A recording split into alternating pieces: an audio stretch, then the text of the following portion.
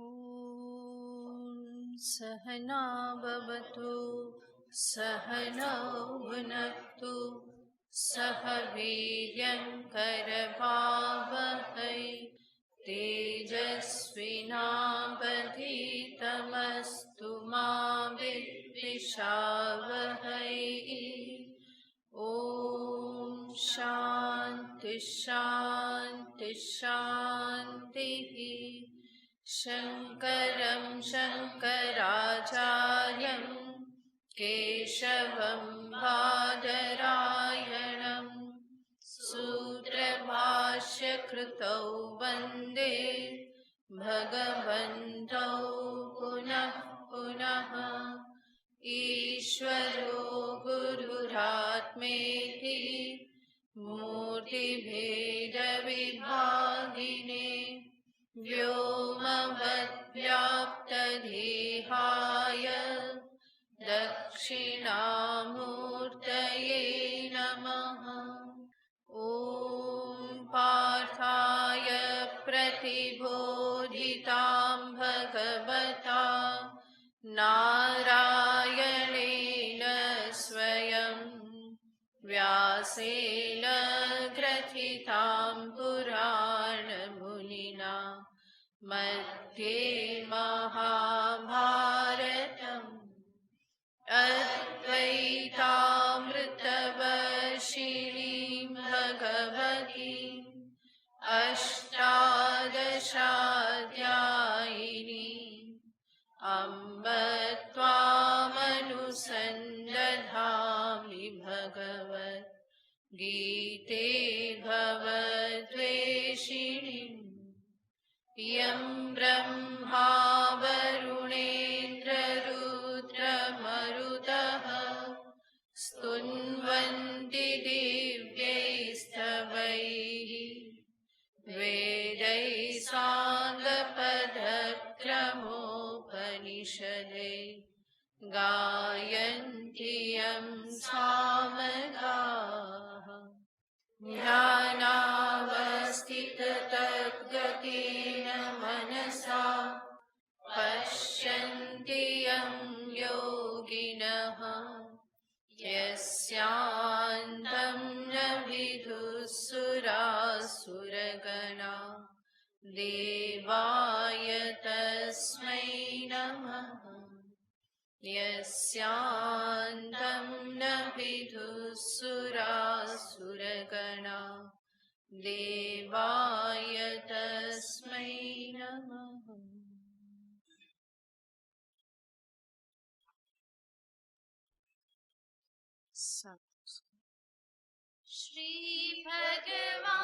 श्रीभगवानुवाच नियतस्य तु सन्न्यासः कर्मणो नोपपद्यते मोहातस्य परित्यागः तामसः परिकीर्तितः दुःखमित्येव यः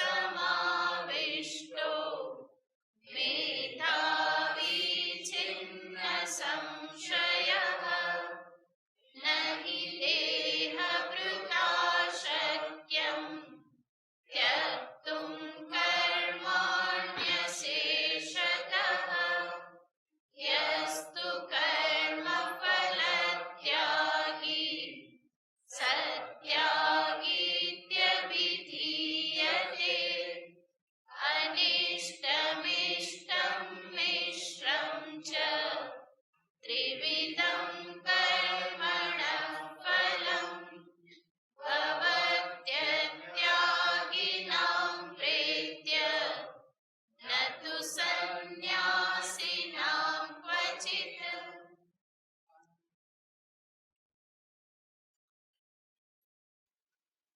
ભગવાન શ્રી કૃષ્ણચંદ્ર અધ્યાયના આ શ્લોકોમાં જ્ઞાન અને કર્મની વચ્ચે સાધ્ય સાધન ભાવનું નિરૂપણ કરે છે. સમસ્ત ગીતા શાસ્ત્રમાં ભગવાન કૃષ્ણ આ વાત વારંવાર દોહરાવે છે. પ્રથમ કર્મયોગ, કર્મયોગથી મન પરિપક્વ થતા એ મનમાં આત્મજ્ઞાનને ધારણ કરવાની, સમજવાની યોગ્યતા પ્રાપ્ત થાય છે. ભગવાન ફરી ફરીને દર્શાવે છે એ એટલા માટે કે ભગવાન કહેવા માંગે છે કે આ વાતની કે આ ક્રમની ઉપેક્ષા કરણીય નથી. જો એક સ્ટેપ રહી ગયું અને આગળ જતા રહ્યા તો આગળ ક્યાંય માર્ગ મળતો નથી. અને એટલા માટે ભગવાન કૃષ્ણ ફરી ફરીને આ વાતને બતાવી રહ્યા છે. જ્યાં સુધી રાગદ્વેષનું પ્રાબલ્ય છે, કામ ક્રોધના આવેશોને હું વશ થઈ જાઉં છું, લોભ મોહ મને જકડીને રાખે છે, તો એ બધામાંથી મુક્ત થવાનો ઉપાય છે કર્મયોગ. કર્મયોગ થકી એ બધા ભાવ આવેશો જે છે એ ક્ષીણ થાય. અને ક્ષીણ થાય તો એને જ અંતરની શુદ્ધિ કહેવામાં આવે છે. રાગદ્વેષની ક્ષીણતા એ જ છે અંતરની શુદ્ધિ. અને એ જ્ઞાનનો અધિકારી બને છે. જ્યારે એવું કહેવામાં આવે કે પ્રથમ કર્મયોગ પછી જ્ઞાનયોગ, એનો અર્થ એવો નથી કે પહેલા કેવલ કર્મ કરતા રહો અને શુદ્ધ થઈ જશું, પછી શું કરીશું? વેદાંત શ્રવણ કરીશું, ગીતા શ્રવણ કરીશું, એવું નથી.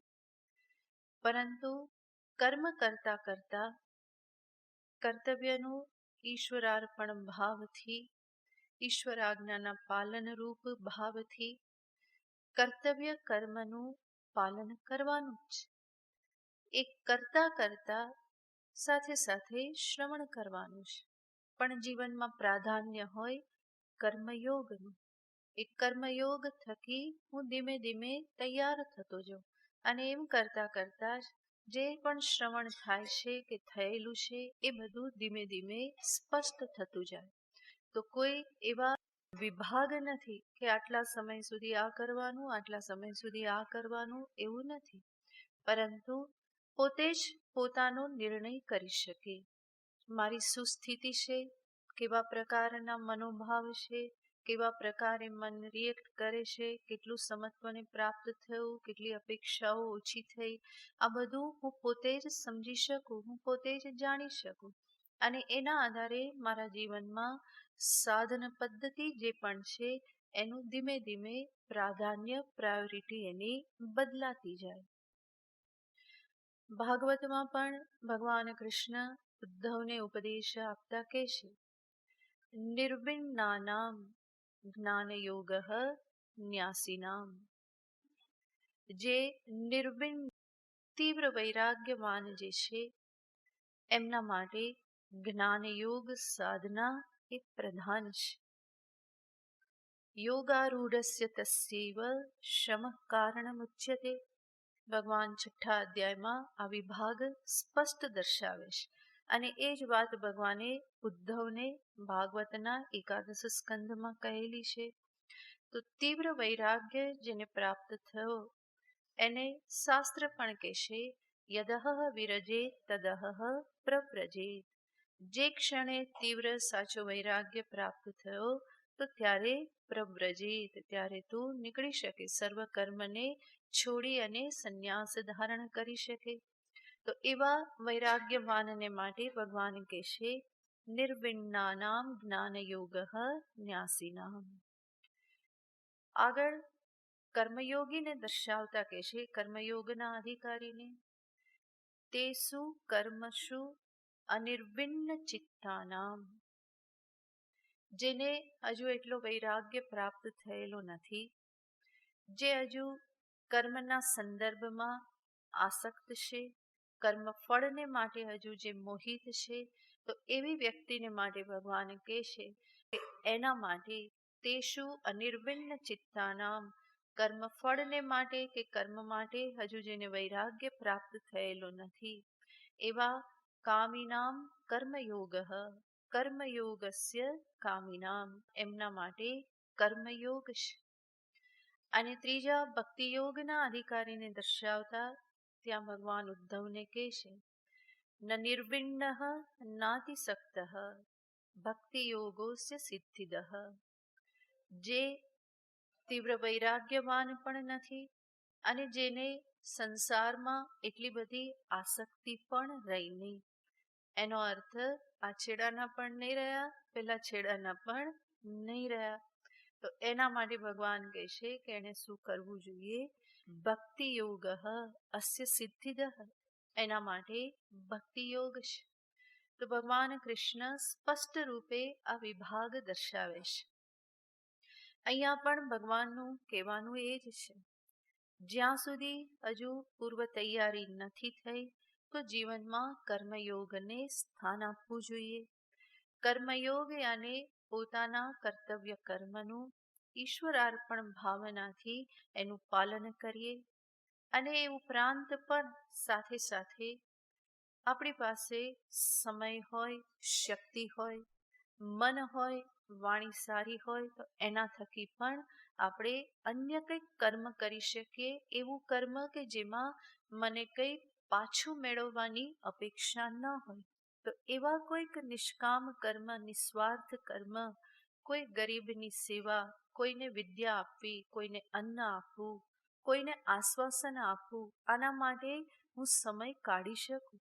જેવી રીતે પોતાના જીવન માટે, પોતાના પરિવારને માટે હું 24 કલાક અવેલેબલ છું, તો એ 24 કલાકમાંથી 1 કલાક, નહીં તો અઠવાડિયામાં 2 દિવસ, કલાક 2 કલાક એવું કોઈક કર્મ કરવું જોઈએ કે જે કર્યા પછી મને સામેથી કોઈ અપેક્ષા ક્યારેય પણ ન રહે, બલ્કિ મને કર્યા માત્રનો જ આનંદ આવે કે મારા થકી કંઈક આવું કર્મ થયું, એ કર્મ કરવામાં જ મને બધું ફળ મળી જાય, એવી રીતનું કોઈક નિષ્કામ કર્મ, જેને આપણે સેવા કહીએ, સામાજિક સેવા કહીએ, એવું કંઈક જીવનમાં થવું જોઈએ. કારણ કે એના થકી જ આપણે નિષ્કામ કર્મના રસને જાણી શકીએ. બાકી તો કર્તવ્ય કર્મ આપણે કહીએ છીએ, પણ એ કર્મ આપણે શેના માટે કરીએ છીએ, પોતાના માટે, પરિવારને માટે કંઈક ધન કમાઈએ છીએ કે ભરણ પોષણ કરીએ છીએ, બાળકોનું સંસ્કાર આપીએ છીએ, કંઈક કરીએ છીએ, પરંતુ એ બધામાં કંઈ ને કંઈ સ્વાર્થ, કંઈ ને કંઈ કામ એમાં સમાયેલો છે. એટલા માટે સાથે કંઈક આવું કર્મ જીવનમાં હોવું જોઈએ કે જેમાં સંપૂર્ણ હું નિષ્કામ છું, નિસ્વાર્થ છું. કર્મ કર્યા પછી હું એને ભૂલી જાઉં, કરીને જ મને એનું સર્વ ફળ, સર્વ પ્રકારનો આનંદ મને એમાં પ્રાપ્ત થઈ જાય. તો એવું કોઈક જીવનમાં કાર્ય પ્રારંભ થવું જોઈએ. એના થકી જ નિષ્કામ કર્મનો રસ મને ખબર પડે, એમાં કેટલો આનંદ રહેલો છે, એમાં કેટલો અંતરથી સંતોષ પ્રાપ્ત થાય છે, એ બધું હું એના થકી સમજી શકું. બાકી કેવળ મારી ફરજને પૂરી કરવા માટે હું માત્ર કરું તો એમાં એટલો આનંદ, એટલો રસ જે છે એ મને ખબર નહીં પડે અને નિષ્કામતાની જીવનમાં પ્રતિષ્ઠા પણ નહીં થાય. તો ભગવાન જે અહીંયા કહેશે કર્મયોગ, એ કર્મયોગનો આદર્શ છે નિષ્કામ કર્મ. નિષ્કામતા એ જ કર્મયોગનો પાયો છે. કરતા કરતા કરતા કરતા ત્યાં સુધી પહોંચવાનું છે. પહેલા જે પણ હું કર્તવ્ય કર્મ કરું એમાં પણ નિષ્કામતા અને ફળ જે છે એને ઈશ્વર ઉપર છોડી દઉં. અને જે પ્રાપ્ત થયું એને પ્રસાદ રૂપે ગ્રહણ કરવું. તો શરૂઆત પણ ત્યાંથી જ થાય છે. સમસ્ત કર્મયોગમાં પડે પડે નિષ્કામતા સમાયેલી છે અને એને મારે સામે રાખી અને મારા જીવનમાં કર્મને સ્થાન આપવાનું હોય. ભગવાન એને જ અહીંયા કર્મયોગ રૂપે દર્શાવે છે. યહ તુ સર્વ કર્મ ફલત્યાગી સત્યાગી ઇતિ અભિધીયતે. એને જ ત્યાગી એ પ્રમાણેના શબ્દથી કહેવામાં આવે છે.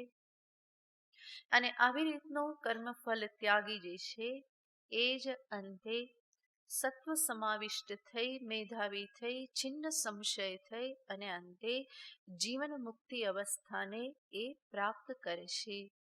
આ પ્રમાણે દર્શાવ્યા પછી ભગવાન કહે છે કે અતિ દેહાભિમાન ધરાવનાર જે છે એના માટે કર્મનો ત્યાગ સંપૂર્ણ કરવો સંભવ નથી. એણે કર્મફળ ત્યાગ કરવો જોઈએ અને જીવનના કર્મોને કર્મયોગ બનાવવા જોઈએ. અને એના માટે જ ભગવાન આગળ ફરી દર્શાવે છે કે આ જે પણ કર્મ કરવામાં આવે છે એ કર્મના ફળ કોને પ્રાપ્ત થાય છે. ભગવાન બે વ્યક્તિઓની વાત કરે છે, અજ્ઞાની અને જ્ઞાની. યાને અજ્ઞાનીને કર્મફળ પ્રાપ્ત થયા કરે છે.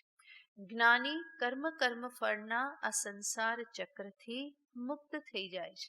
તો એને ભગવાન આગળ દર્શાવે છે 12મા શ્લોકમાં, જેને આપણે જોતા હતા. અનિષ્ટમ ઇષ્ટમ મિશ્રમ ચ ત્રિવિધમ કર્મણઃ ફલમ. 3 પ્રકારના કર્મના ફળ છે. એક તો અનિષ્ટ યાને ન ગમતું, ઇષ્ટ યાને ગમતું અને ગમતું ન ગમતું મિશ્ર. આવા આ 3 પ્રકારના કર્મના ફળ છે. અને સમસ્ત જગત, સમસ્ત સંસાર એ કર્મ ફળ સ્વરૂપ છે. જે પણ જગતને હું અનુભવ કરી રહ્યો છું, જે આ મારા સ્થૂલ શરીર થકી અનુભવ કરી રહ્યો છું, એ સ્થૂલ શરીર અને સમસ્ત જગત આ બધું જ કેવળ કર્મફળનું પરિણામ છે. અને એટલા માટે જ કર્મફળ સ્વરૂપ હોવાથી એ અનિત્ય છે. કારણ કે ફળ કેવું છે, હંમેશા અનિત્ય હોય છે. અને ફળ રૂપ જ જે છે તો એ પણ કેવું હોય, અનિત્ય હોય. કર્મ સ્વયં અનિત્ય છે. અનિત્ય યાને એક કાળમાં પ્રારંભ થાય છે, એક કાળમાં સમાપ્ત થઈ જાય છે. જે કર્મ કાળથી ગ્રસ્ત છે, કાળથી મર્યાદિત છે, એ કર્મનું ફળ કાળથી પર કેવી રીતે હોઈ શકે, અમર્યાદિત કેવી રીતે હોઈ શકે. તો સમસ્ત સંસાર, જગત, શરીર આ બધું કર્મનું ફળ જ છે. અને એટલા માટે એ કર્મ ફળ રૂપ અનિત્ય સ્વરૂપ જ છે. માટે ભગવાન જે અહીંયા કહેશે ત્રિવિધમ કર્મણઃ ફલમ, એ ફલ શબ્દને સમજાવતા ભગવાન શંકરાચાર્યજી અહીંયા કહેશે ફલ્ગુતયા અદર્શનમ ગચ્છતિ ઇતિ ફલમ. ફલ્ગુતયા યાને અનિત્યતયા, અસારતયા. જે અસાર અનિત્ય હોવાથી જે લયને પ્રાપ્ત થઈ જાય છે અને ખતમ થઈ જાય છે, તો એને કહેવાય છે ફળ. ફલ્ગુતયા લયમ ગચ્છતિ ઇતિ ફલમ. અને આ ફળ કેવું છે તો એને વિસ્તારથી ભગવાન ભાષ્યકાર દર્શાવે છે. આટલી વિસ્તૃત વ્યાખ્યા ભગવાન શંકરાચાર્યજીએ ફળની ક્યાંય નથી આપી. અહીંયા નિરૂપણ કરતા સર્વપ્રથમ કહે છે કે આ ફલ ઉત્પન્ન શેના થકી થાય છે. કે છે બાહ્ય અનેક કારક વ્યાપાર નિષ્પન્નમ. વ્યાપાર નિષ્પન્નમ, કઈક ક્રિયા વ્યાપાર થાય છે જેનાથી એ ઉત્પન્ન થાય છે. અને એ વ્યાપાર શેનાથી થાય છે, કારક વ્યાપાર.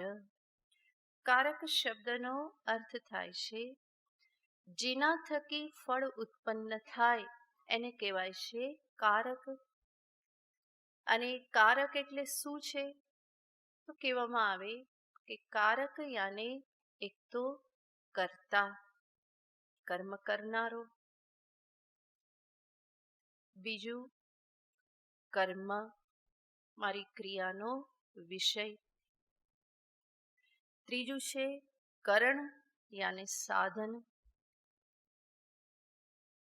સંસ્કૃતમાં જે વિભક્તિઓ કહેવામાં આવે છે, કર્તા, કર્મ, કરણ. ચોથું છે સંપ્રદાન. સંપ્રદાન યાને જેના માટે કર્મ કરવામાં આવે. તો આ બધા જે છે એને કહેવાય છે કારક. એવી રીતે અધિકરણ, અપાદાન, આ બધાને કારક કહેવાય છે. તો કર્તા, કરણ, સંપ્રદાન આ બધું સાથે મળી અને ફળને ઉત્પન્ન કરે છે. અને આ બધા કારક કેવા? તો કહેશે અનેક કારક. અનેક કારકની ક્રિયાથી ભેગા મળી અને એ ફળને ઉત્પન્ન કરે છે. એટલું જ નહીં, આ બધા કારક કેવા છે? તો કે બાહ્ય છે. આત્મ સ્વરૂપમાં, ચૈતન્ય આત્મામાં કર્તા, કર્મ, કરણ કઈ રહેલું નથી. એટલા માટે એને બાહ્ય કહેવામાં આવે છે. તો બાહ્ય અનેક કારક વ્યાપાર નિષ્પન્નમ સત. આગળ કહેશે અવિદ્યાકૃતમ. અનેક કારકથી ઉત્પન્ન થનારું. અને ફરી આ ફળ જે છે કેવું છે? એના મૂળમાં શું છે? અવિદ્યા રહેલી છે. આત્મ સ્વરૂપનું અજ્ઞાન રહેલું છે. એના થકી જ તો ક્રિયાકારક કર્મ આ બધા ભેદનું ભાન, અને ભેદ થકી કર્મ, એના થકી ફળ. તો મૂળમાં છે અજ્ઞાન, અવિદ્યા, માટે કહ્યું અવિદ્યાકૃતમ. અને આ ફળનું સ્વરૂપ કેવું? તો ફરી આગળ કહેશે ઇન્દ્રજાલ માયોપમમ. કર્મના ફળ બધા કેવા છે? તો કે ઇન્દ્રજાલ. ઇન્દ્રજાલ યાને જાદુગરની માયા. જાદુગરની માયા જેવું. જેવી રીતે કોઈ જાદુનો ખેલ જોતા હોઈએ તો એમાં જોતા જોતા આપણે આશ્ચર્યચકિત જ રહી જઈએ. એણે કંઈક કર્યું અને આપણે વિચાર કરીએ કે કેવી રીતે થયું, ત્યાં તો એ બીજું કંઈક બતાવી દે. ફરી એનો વિચાર કરવા જઈએ કે અરે આ કેવી રીતે કર્યું, ત્યાં એ કંઈક ત્રીજું બતાવી દેશે. તો એનો અર્થ કે જે કંઈ પણ કરે છે ત્યાં જે કંઈ પણ થઈ રહેલું છે એને સમજવું સંભવ બનતું નથી. મનુષ્યના જીવનમાં પણ કર્મફળ આવું જ કંઈક કરતું હોય છે. એ અનેક વખત મનુષ્ય ખૂબ મહેનત કરે અને છતાં પણ કંઈક ઠેકાણું પડે જ નહીં. એમ લાગે કે કંઈક થતું નથી. કરે એના કરતાં કંઈક ઊંધું જ થાય, વિપરીત જ થાય. તે સમજી નથી શકતો કે બધું કરવા છતાં પણ કેમ આવું થાય છે. અને ઘણી વખત જીવનમાં એવું થાય છે કે એવું લાગે કે જાણે બધું જ એકદમ સીધું પાર ઉતરી રહ્યું છે. શું કારણ છે? તો ત્યાં પણ સમજાતું નથી. બધું આડું પડતું હોય ત્યારે પણ સમજાતું નથી, અને બધું સીધું પાર ઉતરી જાય ત્યારે પણ સમજાતું નથી. આપણી બુદ્ધિમાં પણ એવું જ થાય. ક્યારેક એમ થાય કે આ કેમ સમજાતું નથી. કેટલી મહેનત કરીએ છતાં પણ સમજાય નહીં. અને ક્યારેક કેવી રીતે ક્લિક થઈ ગયું ખબર જ ના પડે તો બધું સમજાઈ જાય. આપણું મન ક્યારેક બહુ સારી રીતે આપણી વાત સાંભળે અને ક્યારેક એ જરાય સાંભળે જ નહીં. તો જીવનમાં આવું કેટલું બધું થતું રહેશે. આપણે જેનો વિયોગ ન ઈચ્છતા હોઈએ એનો વિયોગ થઈ જાય છે, અને જેનો સંયોગ ઈચ્છતા હોઈએ એનો વિયોગ થઈ જાય છે. તો જેને રાખવા માંગીએ એ રહેતું નથી, અને નથી રાખવા માંગતા એ સામે ને સામે ભટકાતું રહે છે. તો ઘણું બધું આવું જીવનમાં થતું રહેતું હોય છે, જેની પાછળનું કારણ હું સમજી શકતો નથી, અને એમાં આશ્ચર્ય થયા કરે. કેમ થયું સમજાતું નથી. આપણે આવું વાક્ય જીવનમાં કેટલી વખત બોલીએ છીએ. પૂછીએ કે કેમ થયું, પોતાની જાતને કે બીજા કોઈ આપણને પૂછે તો આપણે શું કહીએ કે મને પણ ખબર નથી કે કેવી રીતે થયું. કંઈ સફળ થઈ ગયા એ સફળ વ્યક્તિને પૂછીએ કે કેવી રીતે થયું, તો એ અમુક હદ સુધી કારણ બતાવી શકે અને પછી શું કે મને પણ ખબર નહીં કે હું કેવી રીતે આગળ વધી ગયો, ક્યારેય વિચાર્યું નહોતું કે આટલો આગળ વધી જઈશ. અને નિષ્ફળ થયો એ પણ આવી રીતે જ જવાબ આપે છે, મેં તો આટલું બધું કર્યું હતું અને છતાં પણ કેમ આવું થયું, કંઈ ખબર જ પડી નહીં. તો કંઈક ખબર પડી નહીં, કંઈક ખબર પડી નહીં, આવું કેટલી વખત આપણે જીવનમાં કહીએ છીએ. અને એટલા માટે જ્યાં કંઈક ખબર ન પડે અને એવું કંઈક અનુભવાતું રહે તો એ આશ્ચર્ય જ હોય છે, જાદુગરની માયા જેવું જ હોય છે. જેમ કે એની માયાને અનુભવીએ છીએ પરંતુ એ કેવી રીતે કરે છે કંઈક ખબર પડતી નથી. તો આ જે કર્મફળ સ્વરૂપ જે કંઈ પણ પ્રાપ્ત થાય છે, ભગવાન ભાષ્યકાર કહે છે ઇન્દ્રજાલ માયોપમમ, એક માયાજાળ જેવું જ છે. ક્યાંથી ક્યાં બધા તાણાવાણા ગૂંથાયેલા હોય છે કે ખબર પડતી નથી. અને એટલા માટે જ સાથે સાથે ફળ કેવું છે, મહામોહકરમ, મહામોહ ઉત્પન્ન કરનાર છે. તો માયાજાળ સમાન તો છે જ, દરેકના કર્મ અને એ કર્મથી દરેક એવી રીતે જોડાયેલા છે, બધા જાડાઓ એવી રીતે ગૂંથાયેલા છે કે ખબર પણ પડતી નથી. એટલા માટે જે પણ બધા ભેગા થયા છે, ભેગા શેના કારણે થયેલા છે, કર્મફળના કારણે જ. અમુક જ પરિવારમાં જન્મ કેમ થયો, કર્મફળના કારણે. આજુબાજુ બધા આવા કેમ, તો કે કર્મફળના કારણે. પડોશી આવા કેમ મળ્યા, કર્મફળના કારણે. વેવાય આવા કેમ મળ્યા, તો કે કર્મફળના કારણે. જમાઈરાજ આવા કેમ છે, કર્મફળના કારણે. એ દીકરીના પણ જે પણ ફળ હોય તે અને બધાના ફળ જે છે જેની સાથે એ જોડાયેલ છે.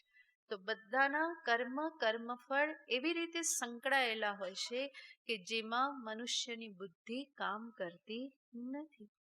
ઘણું બધું જીવનમાં આપણે વિચારીએ છીએ કે આવું થયું હોત તો બહુ સારું, આવું ના થયું હોત તો સારું, પણ એવું બધું વિચારવાથી કંઈ એમાં ફેર પડી જતો નથી. અને ઘણું બધું આપણે વિચારીએ છીએ કે આવું થાય તો સારું, આવું થાય તો સારું, અને ઘણી વખત થઈ પણ જાય અને નથી પણ થતું.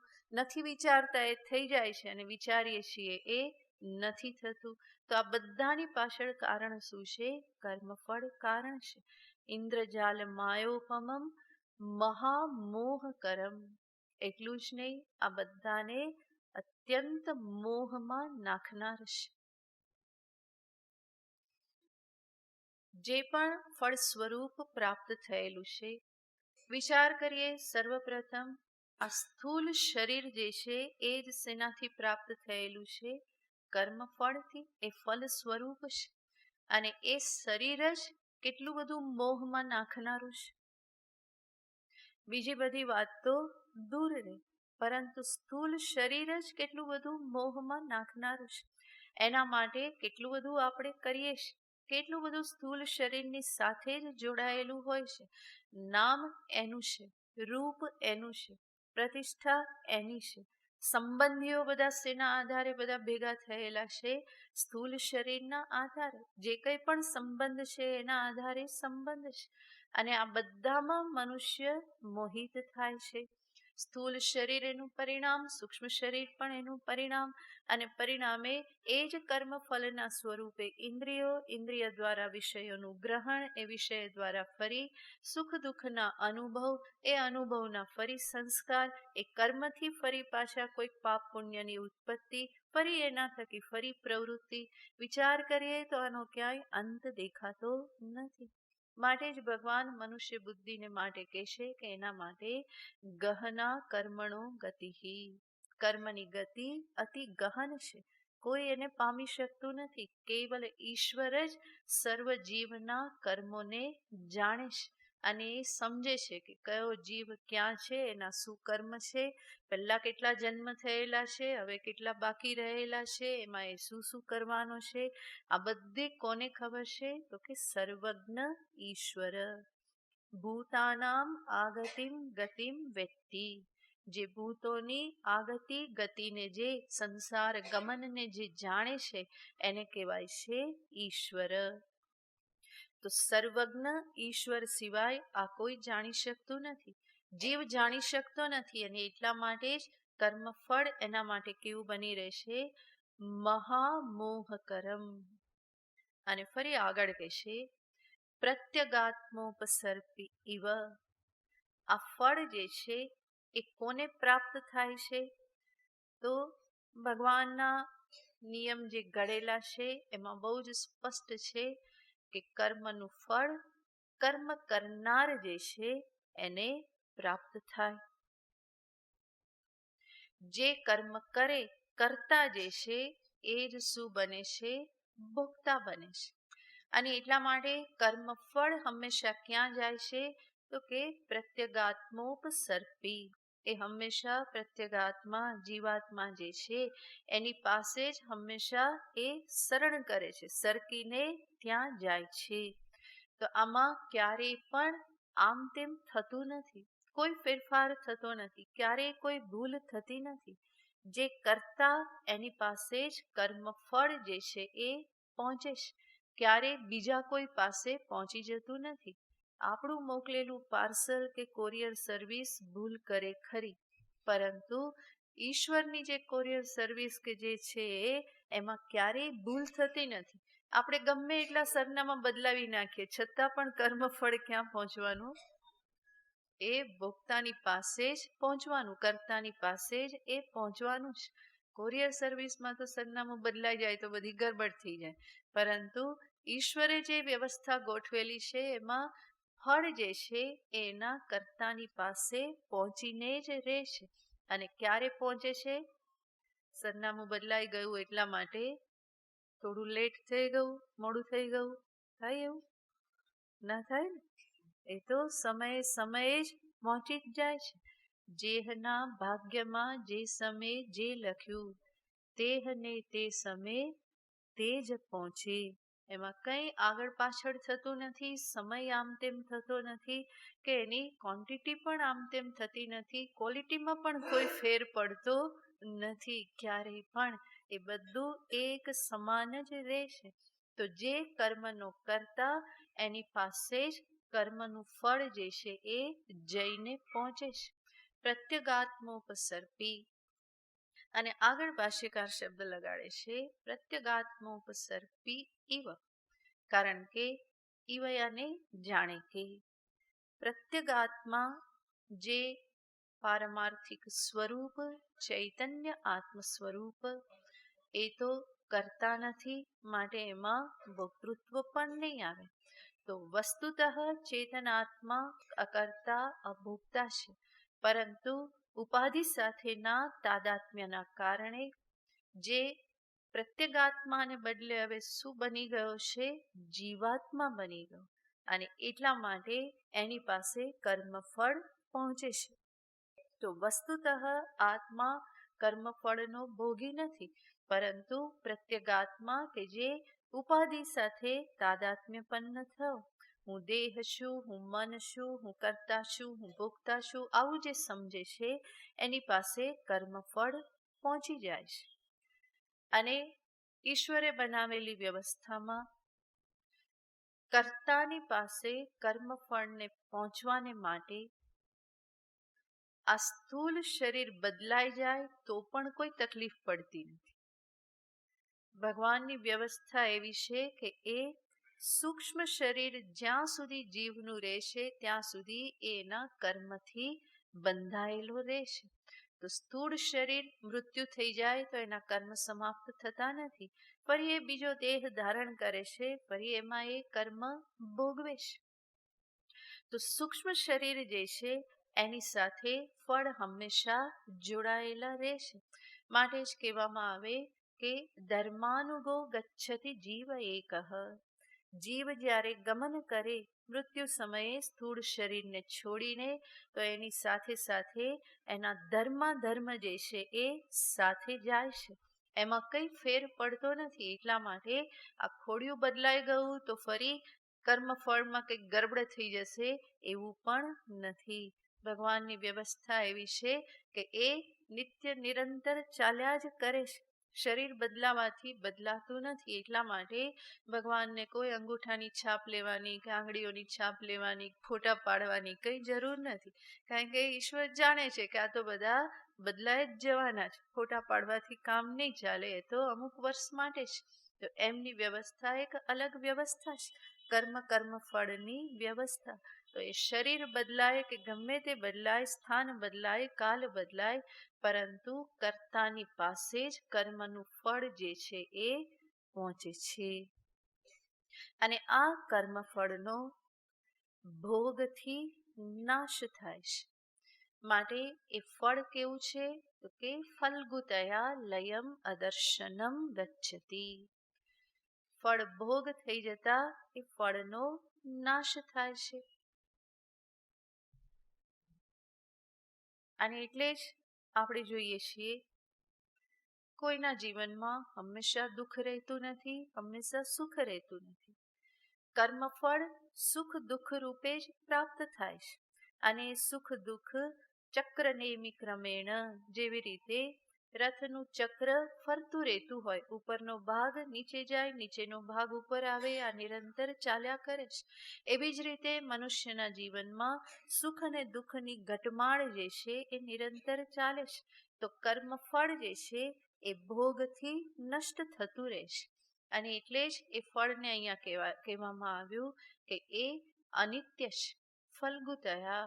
એટલું જ નહીં, ફલ્ગુતયા એનો અર્થ થાય છે બીજો અસારતયા. વસ્તુતઃ એમાં કંઈ સાર જેવું છે નહીં. સાર દેખાય છે એ જ વસ્તુતઃ મોહ છે. એટલા માટે એને મહામોહ કર્મ પણ કહ્યું. તો આ રીતે આ કર્મના ફળ છે. કર્મ ફળની આ બધી જાળીઓ છે જેનાથી જીવો બધા સંકળાયેલા છે. આ સમસ્ત જગતમાં આ બધો ખેલ જે ચાલી રહેલો છે એ શેના આધારે ચાલી રહ્યો છે? કર્મફળ સ્વરૂપે. અને ભગવાન કહે છે કે આ બધા જ કર્મફળ જે છે એને અનિષ્ટ, ઇષ્ટ અને મિશ્ર આવી રીતે વહેંચી દેવામાં આવે છે. ઇષ્ટયાને બહુ ગમતું, સુખકારી, ખુશ થઈ ગયા. અનિષ્ટયાને દુઃખી થઈ ગયા. અને મિશ્રયાને ખબર ના પડે કે સુખી થવું કે દુઃખી થવું. હંમેશા કન્ફ્યુઝન રહે, કારણ કે કેટલુંક ધાર્યું થયું અને કેટલુંક ધાર્યું નહીં થયું. તો એ ફળ કેવું છે? મિશ્ર ફળ. અને એને જ આપણે બીજા રીતે જોયેલું હતું. અનિષ્ટયાને નરકાદિ લોકની પ્રાપ્તિ, અધોગતિની પ્રાપ્તિ. ઇષ્ટયાને સ્વર્ગાદિ લોકની પ્રાપ્તિ. અને મિશ્ર કર્મનું ફળ છે મનુષ્ય જન્મની પ્રાપ્તિ. એટલા માટે જ મનુષ્ય હંમેશા અવઢવમાં જ રહેતો હોય, કે હસવું કે રડવું, ખુશ થવું કે આમ થવું. કારણ કે એ મનુષ્ય જન્મ શેના આધારે છે? મિશ્ર કર્મનું ફળ છે. અને આવા આ 3 પ્રકારના કર્મના ફળ ભવતી અત્યાગીનામ પ્રેત્ય. અત્યાગી જે કર્મફળનો પણ ત્યાગ કરતો નથી અને પોતાના અકર્તા સ્વરૂપને જાણીને જેણે કર્મ ત્યાગ પણ નહીં કર્યો, એવા અજ્ઞાની લોકો આ 3 ફળને પ્રાપ્ત કરે છે. ન તો સંન્યાસીનામ ક્વચિત. સંન્યાસીને આ ફળ પ્રાપ્ત થતા નથી. અને સંન્યાસી શબ્દનો અહીંયા અર્થ શું લેવાનો? જ્ઞાની. પછી એ જ્ઞાની સંન્યાસીના વસ્ત્રમાં પણ હોઈ શકે, સફેદ વસ્ત્રમાં પણ હોઈ શકે, રંગીન વસ્ત્રમાં પણ હોઈ શકે, અને વસ્ત્ર વગરનો પણ હોઈ શકે. તો કોઈ પણ રીતે હોઈ શકે. સંન્યાસી એટલે કેવલ ગેરુઆ વસ્ત્રધારી નહીં, પરંતુ શંકરાચાર્યજી અહીંયા કહેશે સમ્યક જ્ઞાન નિષ્ઠાવાન. જેણે જ્ઞાન નિષ્ઠા, આત્મ સ્વરૂપમાં જેણે નિષ્ઠા પ્રાપ્ત કરેલી છે, પોતાના અકર્તા અભોક્તા સ્વરૂપને જેણે જાણી લીધેલું છે, તો એવા મહાપુરુષ, જે પરમહંસ મહાપુરુષ, એવા મહાપુરુષોને માટે કર્મ ફળ જેવું કંઈ રહેતું નથી. કારણ કે કર્મ કરનાર કર્તા જે છે એનો જ બાધ થઈ ગયેલો છે. અને મૃત્યુકાલે સ્થૂલ શરીર, સૂક્ષ્મ શરીર આ બંનેની સમાપ્તિ થઈ જવાની છે. સૂક્ષ્મ શરીર વધે તો એના માટે ફરી કંઈક એની સાથે જોડાય. પરંતુ સૂક્ષ્મ શરીર પણ જ્ઞાનીનું વિલીન થઈ જાય છે, તત્વોમાં એ સમાપન થઈ જાય છે. તો પાછળ કઈ શેષ રહેતું નથી. ઉપાધિ અંશ શેષ જે રહે છે તે કેવલ આત્મતત્વ. તદેકો વશિષ્ઠ શિવ કેવલોહમ. ચેતન તત્વ માત્ર. તો એ શુદ્ધ ચેતન તત્વ સ્વરૂપે બિરાજમાન છે, વ્યાપક છે. ક્યાંય આવવા જવાપણું સંસાર ગમન જે છે એ એના માટે રહેતું નથી. તો આવી રીતે ભગવાને આ બે વિભાગ અહીંયા દર્શાવ્યા. અજ્ઞાનીને માટે સંસાર છે, જ્ઞાનીને માટે સંસાર નથી. અને જે અહીંયા ભગવાને કર્મની વાત કરી, જે કર્મના ફળ સ્વરૂપ આ સમસ્ત સંસાર છે, એ કર્મ કેવી રીતે થાય છે? કર્મ જે પણ નિષ્પન્ન થાય છે એમાં કેટલા પરિબળો, કેટલા ફેક્ટર્સ એમાં જોડાયેલા છે એની વાત ભગવાન આગળ કરે છે. પંચૈતાનિ મહાબાહો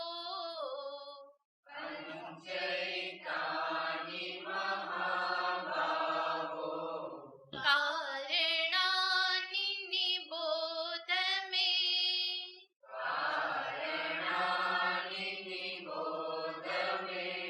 સાંખ્યે કૃતાંતે પ્રોક્તાનિ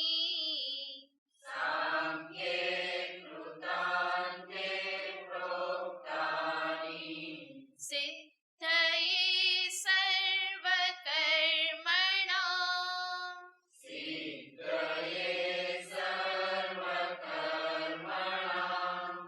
પંચૈતાનિ મહાબાહો કારણાનિ નિબોધ મે સાંખ્યે કૃતાંતે પ્રોક્તાનિ સિદ્ધયે સર્વકર્મણાં.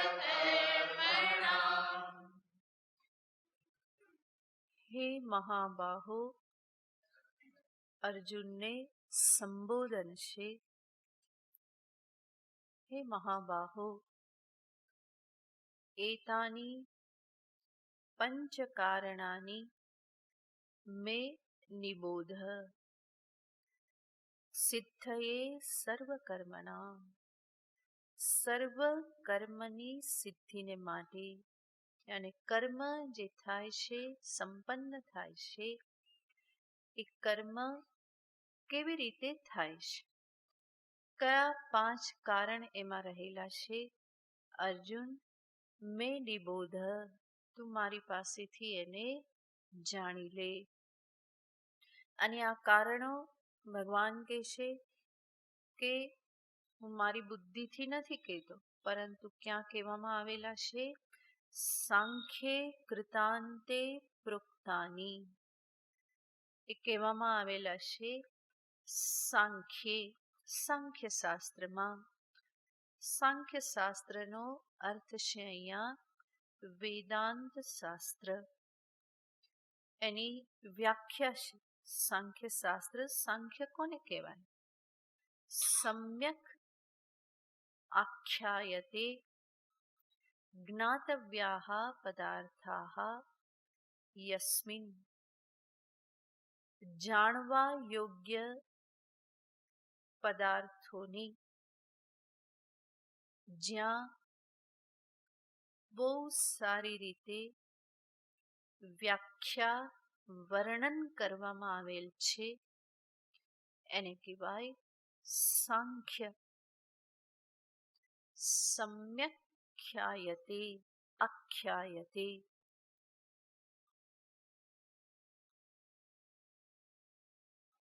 એટલે જ આપણે કહીએ છીએ સંખ્યા. સંખ્યાનો અર્થ પણ એ જ છે. સંખ્યા 1, 2, 3, 4, 5 આ કેવી છે? ફિક્સ છે.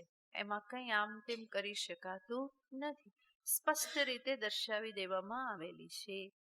તો જ્યાં પદાર્થ તત્વના સંદર્ભમાં બહુ જ સમ્યક રીતે વ્યાખ્યા, વિવરણ કરી દેવામાં આવ્યું હોય એને કહેવાય સાંખ્ય શાસ્ત્ર.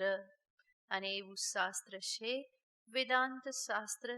એટલા માટે જ ગીતાજીના દ્વિતીય અધ્યાયનું નામ પણ શું છે? સાંખ્ય યોગો નામ દ્વિતીયોધ્યાય. એટલે સાંખ્ય યોગ શા માટે કહેલો છે? કારણ કે ત્યાં તત્વ આત્મતત્વની વાત છે, જીવની વાત છે, એના કર્મની વાત છે, એના ધર્મની વાત છે, જીવન મુક્તિ મહાપુરુષની વાત છે, સ્થિતપ્રજ્ઞ લક્ષણ દર્શાવવામાં આવ્યા છે. તો કેટલા બધા વિષયોનું ત્યાં વિવરણ વ્યાખ્યાન કરવામાં આવેલ છે. માટે અધ્યાયને શું કહેશે? તો કે સાંખ્ય યોગ. તો સાંખ્ય શાસ્ત્ર એટલે જરૂરી નહીં કે સાંખ્ય દર્શન જે છે કપિલ મુનિ પ્રણીત એનો ઉલ્લેખ છે, એવું નથી. કારણ કે ભગવાન અચાનક એવી રીતે શા માટે કે? તો સાંખ્ય શાસ્ત્ર યાને વેદાંત શાસ્ત્ર છે. તો વેદાંત શાસ્ત્રમાં જેના માટે બીજું વિશેષણ ભગવાને વાપર્યું, કૃતાંતે. વેદાંતે કૃતાંતે પ્રોક્તાની. કૃતાંતે એનો અર્થ છે કૃતમ ઇતિ કર્મ, જે કરવામાં આવ્યા, કર્મ જે કરવામાં આવ્યા છે એને શું કહેવાય? કૃતકર્મ. કૃત યાને કરેલું. અને એવા કૃતમિતિ કર્મ ઉચ્યતે. તસ્ય કૃતસ્ય અંતઃ પરિસમાપ્તિ યસ્મિન. કરેલા કર્મોની જ્યાં પરિસમાપ્તિ થઈ જાય છે.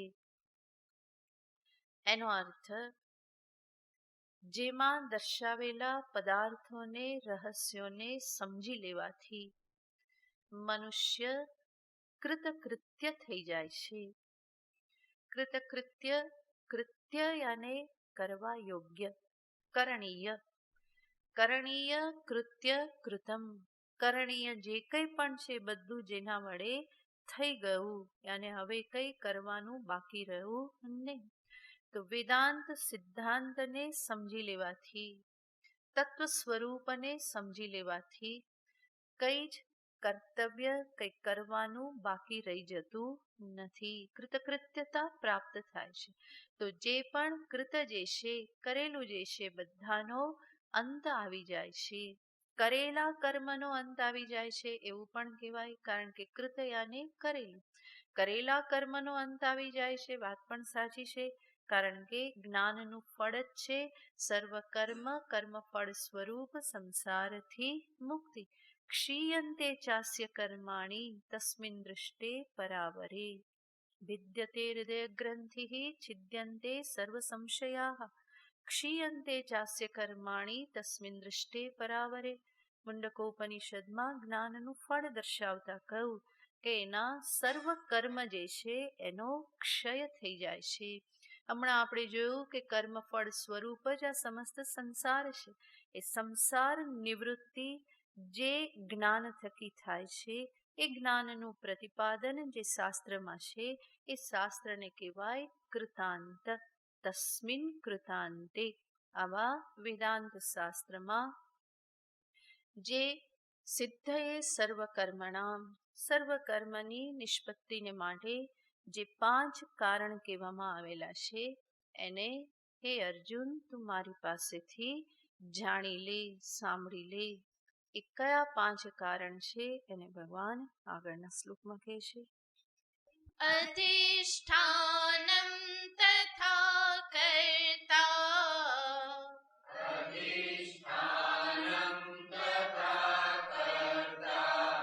કરણમ ચ પૃથગ્વિધમ.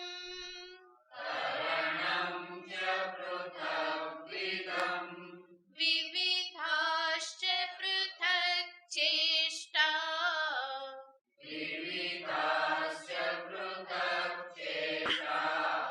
દૈવં ચૈવાત્ર પંચમમ.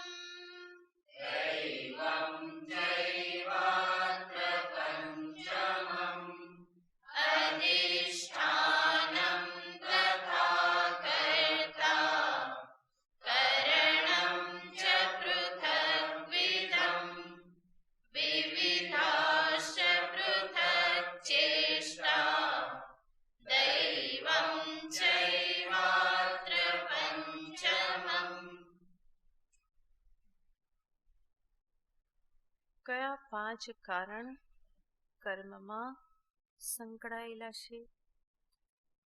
સર્વપ્રથમ કહેશે અધિષ્ઠાનમ. અધિષ્ઠાન શબ્દનો અર્થ થાય છે સ્થાન, આશ્રય યાને શરીર. આ સ્થૂલ શરીર કર્મ કરવા માટે પહેલા કોની જરૂર પડે?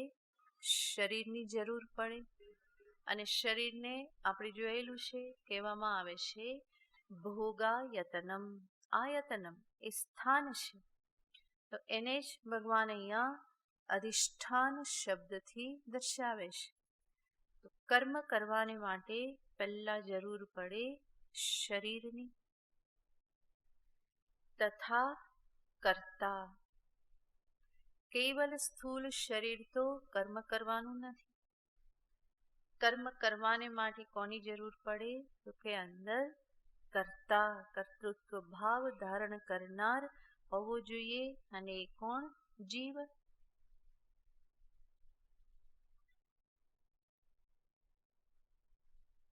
કર્મ કરનારો, કર્મફળનો ભોગનારો, ભોગની ઈચ્છા કરનારો એવો જીવ જે છે એને જ અહીંયા કહેશે કર્તા.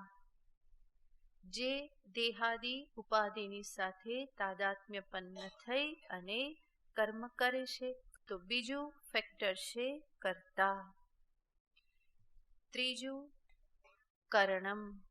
કરણમ યાને સાધન.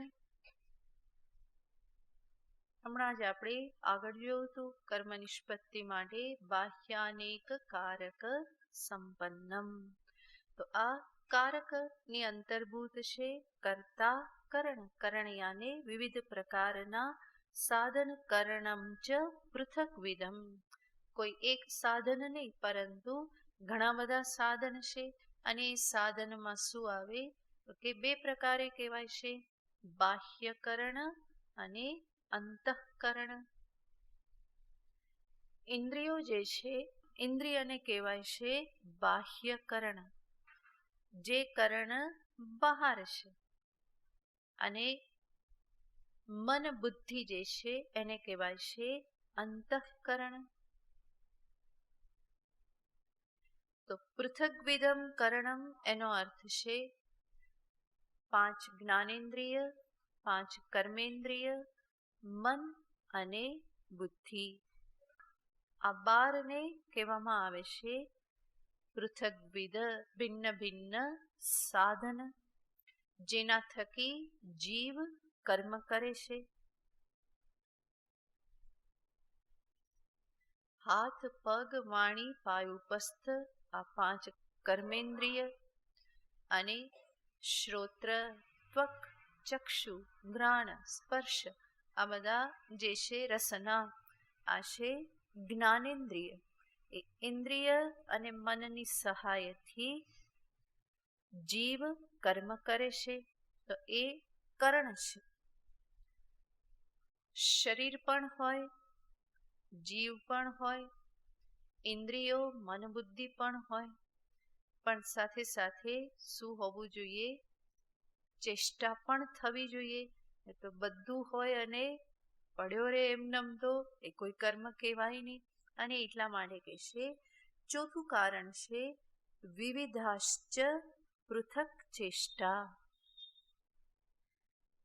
અનેક પ્રકારની જુદી જુદી ચેષ્ટાઓ, જેને આપણી ભાષામાં આપણે કહીએ ક્રિયા. હાથ પગ આનાથી કંઈક ક્રિયા થવી જોઈએ. કે પછી મનથી, હાથ પગથી ના થાય તો પણ માનસ કર્મ પણ હોય છે. તો એ ક્રિયા વિવિધાશ્ચ પૃથક ચેષ્ટા. 4 થયા શરીર, જીવાત્મા, ઇન્દ્રિયાદિકરણ, વિવિધ ક્રિયા અને 5મું કહેશે દૈવમ. દૈવમ ચૈવાત્ર પંચમમ.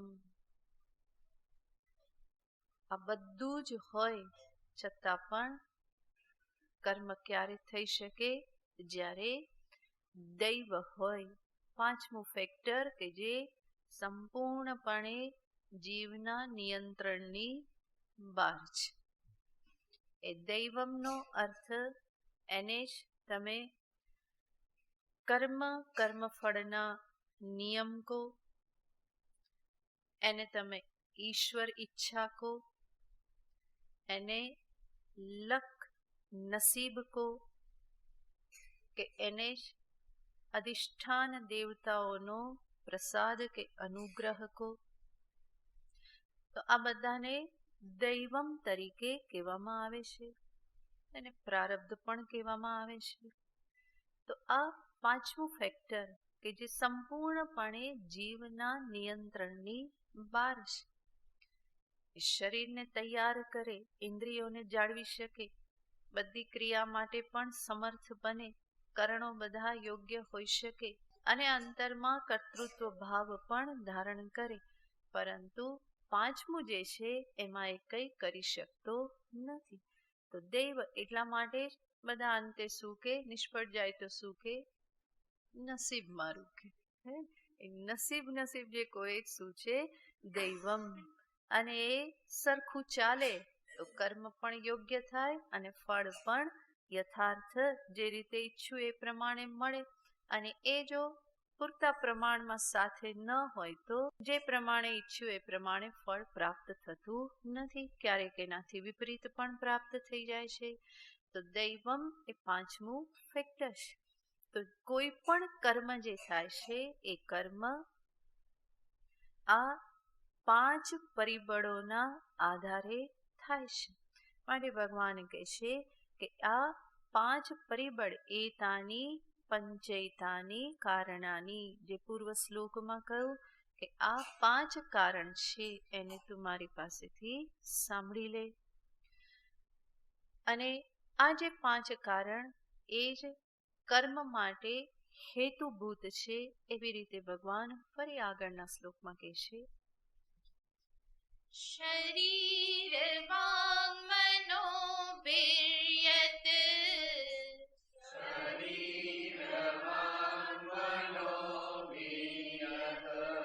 કર્મ પ્રારભતે નરઃ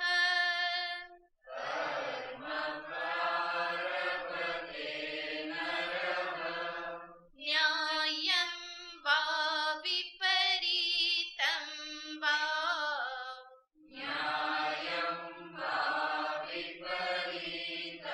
વા પંચૈતે તસ્ય હેતવઃ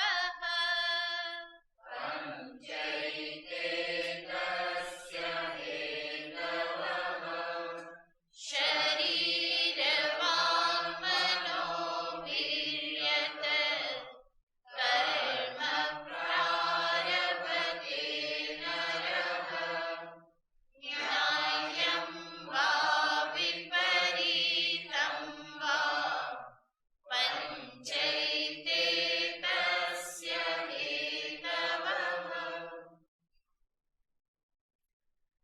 શરીર વાંગ મનોભિ, શરીર વાણી અને મનથી નરઃ યત કર્મ પ્રારભતે, મનુષ્ય જે પણ કર્મનો પ્રારંભ કરે છે, જે પણ કર્મ યાને ન્યાયમ વા વિપરીતમ વા, ન્યાયમ કર્મ યાને ધર્મ કર્મ, શાસ્ત્ર વિહિત કર્મ, અનુરૂપ કર્મ, ઉચિત કર્મ, અને વિપરીત યાને એનાથી વિપરીત અધર્મ કર્મ, અનુચિત કર્મ, પાપ કર્મ. જે પણ કર્મ નરઃ મનુષ્ય જે કરે છે, તસ્ય એતે પંચ હેતવઃ, એ કર્મમાં આ પાંચ હેતુ કારણ રહેલા હોય છે. શરીર વાણી અને મન આ મુખ્ય કર્મ માટેના સાધન છે, જેના થકી મનુષ્ય કર્મ કરે છે. શારીરિક કર્મ, વાચિક કર્મ, માનસ કર્મ, આ સર્વ કર્મમાં આ પાંચ હેતુ રહેલા છે. એ તે પંચ તસ્ય હેતવઃ. આ રીતે ભગવાને આ જે વિષય ભગવાને પ્રારંભ કરેલો કર્મને માટે 5 હેતુ એને અહીંયા ભગવાન સમાપ્ત કરે છે. અને ભગવાને આ વિષય શા માટે ઉઠાવ્યો, કર્મમાં 5 કારણ છે એવું બધું ભગવાન અહીંયા શા માટે લાવે છે, શા માટે કીધું, અને આવતા વખતે ભગવાન આગળના શ્લોકમાં કહે છે. ઓમ પૂર્ણમદઃ પૂર્ણમિદં પૂર્ણાત પૂર્ણમુદચ્યતે પૂર્ણસ્ય પૂર્ણમાદાય પૂર્ણમેવાવશિષ્યતે. ઓમ શાંતિ શાંતિ શાંતિ. હરિ ઓમ શ્રી ગુરુભ્યો નમઃ. હરિ ઓમ.